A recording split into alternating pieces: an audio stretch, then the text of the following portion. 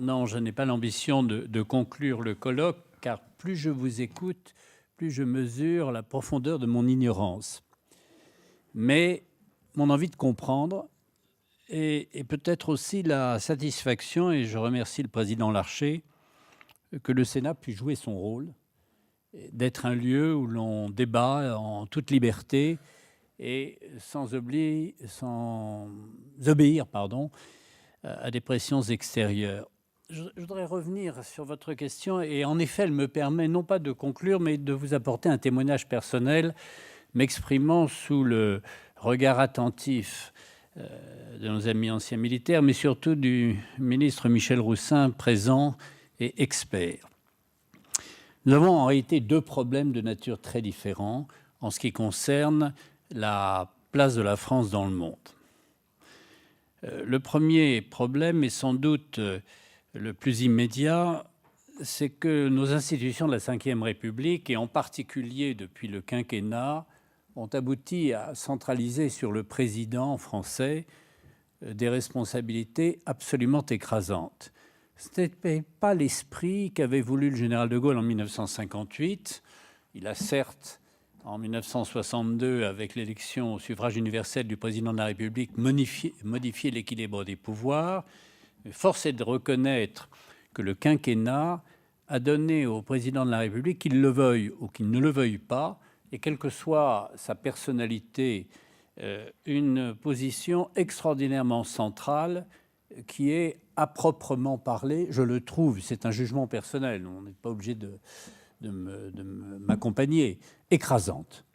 Écrasante puisqu'on demande au président français d'être compétent à la fois dans la même journée, naturellement sur le coronavirus, sur les conséquences boursières de cela, sur l'attitude de l'Union européenne vis-à-vis de la maladie, et de sauter immédiatement sur des questions de politique internationale, de politique locale, de politique militaire.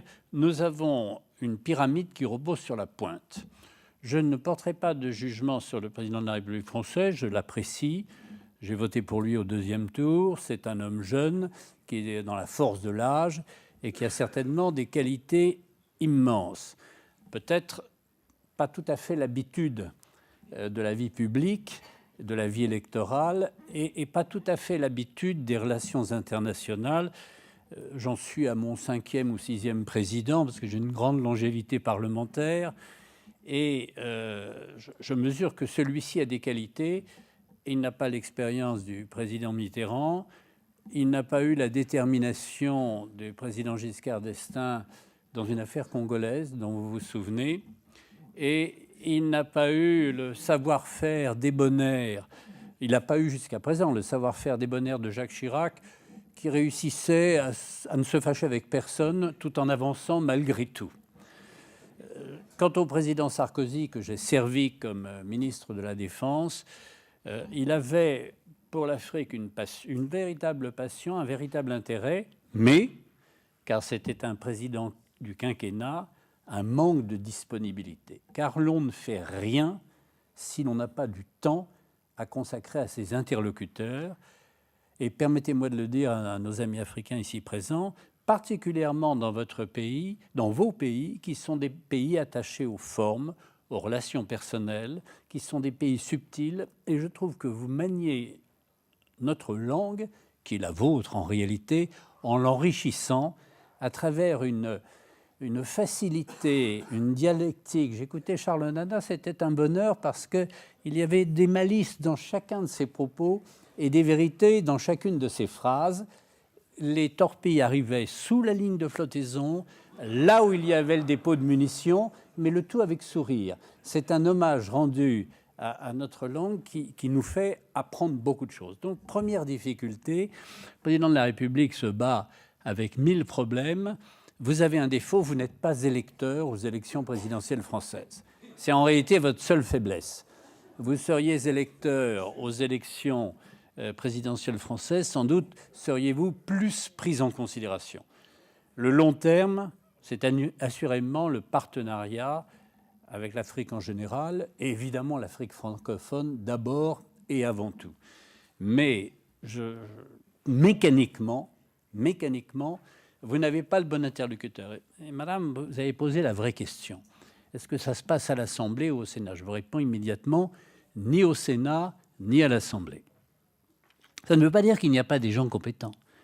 Cela ne veut pas dire que vous n'avez pas des alliés naturels, des alliés de cœur, des alliés d'intérêt, des élus qui pensent profondément que nous avons à construire une politique de la francophonie, une politique de défense qui soit à la hauteur de nos ambitions, de membres permanents du Conseil de sécurité, mais les décisions ne se prennent en ce qui concerne la politique extérieure ailleurs, et vos responsables politiques le savent, qui vont vers la présidence et vers le cabinet présidentiel, alors que sans doute il vous faudrait faire un travail plus obstiné auprès d'élus qui auront du mal à vous écouter dans un premier temps, parce que vous n'êtes pas électeur ici, et que les élus ont des préoccupations assez modestes, être réélus avec les électeurs qui sont les leurs.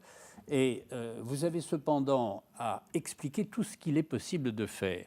Et nous avons donc un système politique qui vous prive d'un interlocuteur disponible pouvant gérer la complexité immense des problèmes qui ont été évoqués. Je vous écoutais, cher intervenant québécois, si j'ai bien compris.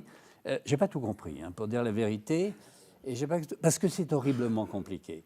C'est horriblement compliqué, et si l'on ne veut pas... Le président va se méfier. Pourquoi?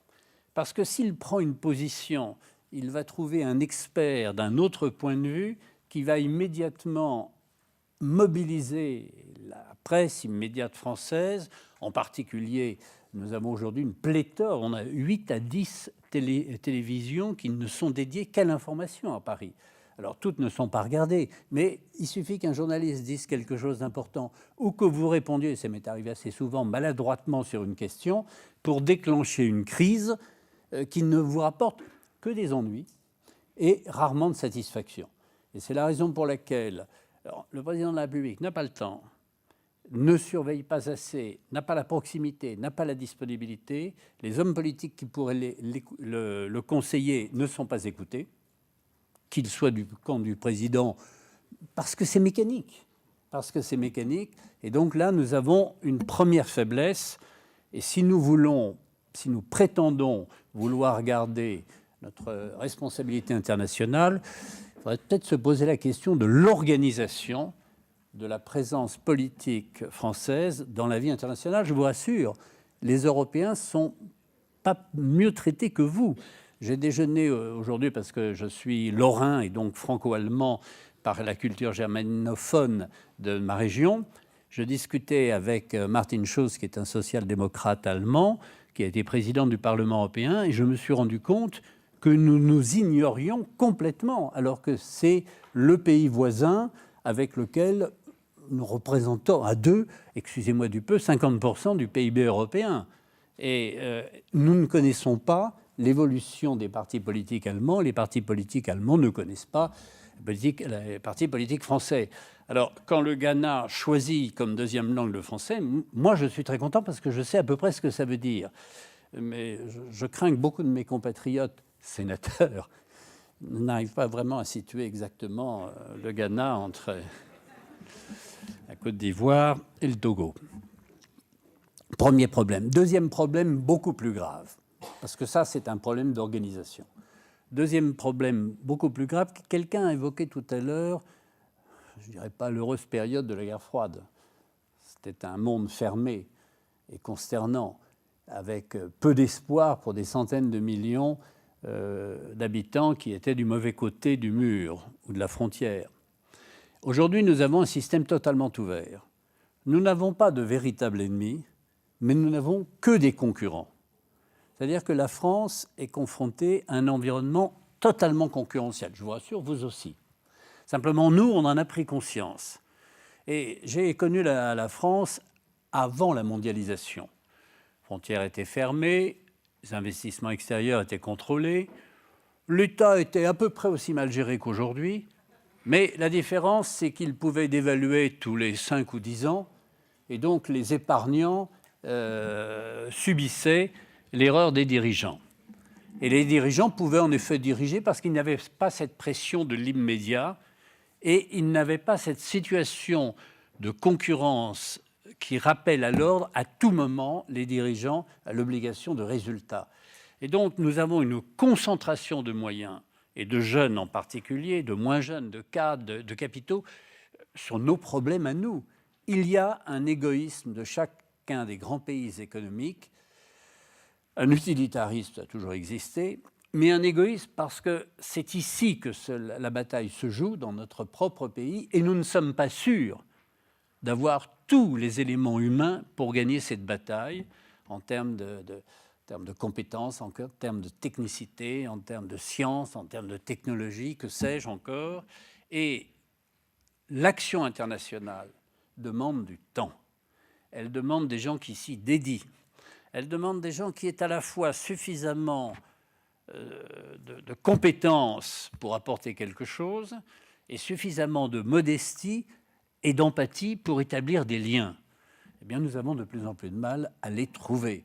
Je connais les entreprises françaises qui travaillent à l'extérieur. Heureusement, elles travaillent aujourd'hui uniquement à l'extérieur avec des nationaux extérieurs.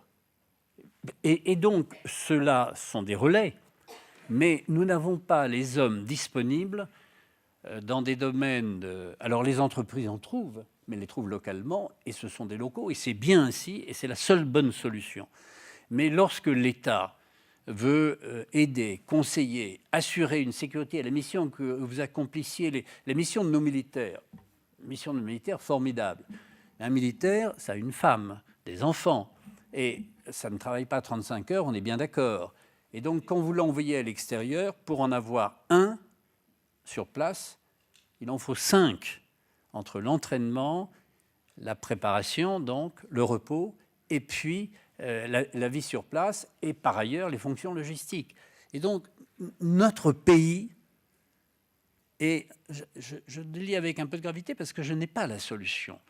Peut-être, quand vous parlez des 90 millions d'habitants de la République démocratique du Congo, je suis terrifié parce que, normalement, vous pourriez, si on voulait vraiment travailler ensemble, absorber toutes nos capacités de coopération technique de bonne volonté pour ce grand fleuve de plus de près de 5000 km de longueur, qui est le deuxième ou troisième fleuve mondial, formidable. On peut tout faire, à condition d'avoir des capitaux et des gens. Les capitaux, on ne les a pas vraiment, mais on les a quand même. C'est peut-être plus facile à trouver que les gens de qualité qui acceptent de jouer ce rôle. Et d'ailleurs, entre nous, regardez, pourquoi ai-je parrainé ce colloque? Je l'ai dit ce matin, pour des raisons personnelles fortes. Quand on envoie des jeunes gens prendre des risques, il faut accepter, quand ils vieillissent et qu'ils ont des soucis, de rester leurs compagnons dans ces moments-là. Mais la vraie raison pour laquelle j'aurais dû accepter ce colloque, c'est que toutes les occasions de discuter avec des francophones, des Africains francophones, mais d'abord des francophones pour moi, sont bonnes pour approfondir, et même si on n'est pas d'accord, et même s'il y a une divergence, au contraire, parce qu'il y a des divergences, creusons-les pour les approfondir. Mais je constate aujourd'hui, dans mon pays, une sorte de frilosité, d'égoïsme, qui n'est jamais que la contrepartie d'une situation de concurrence plus exigeante, permettez-moi de le dire aussi, de démographie fatiguée. Parce que pour avoir des talents dans les missions généreuses, il faut que les familles soient elles-mêmes généreuses. Et quand vous avez des familles étriquées, vous avez des ambitions étriquées pour un pays. Mais ça, vous n'êtes pas obligé de partager mes convictions. Ce sont les convictions personnelles que j'exprime devant vous. En conclusion, et simplement pour vous dire, merci aux organisateurs du colloque, et je complète dans cette ambiance médiatique difficile et surprenante. Car en effet, tout à fait surprenant que 12 millions d'habitants avec un président de la République qui n'est pas tout à fait dans les normes que nous attendons depuis le discours de La Baule d'un président africain, et tellement d'écoute dans les médias français. Vous me donnez une envie, c'est d'explorer. Alors, je n'ai pas les capacités de journaliste d'investigation, mais d'explorer pourquoi et comment autant d'hostilité à l'égard de ce libre débat. eh bien, je crains malheureusement qu'il n'y ait qu'une seule réponse. Vous savez, des gens qui adorent pratiquer l'autoflagellation et la critique de soi-même. Eh bien, j'en ferai jamais partie.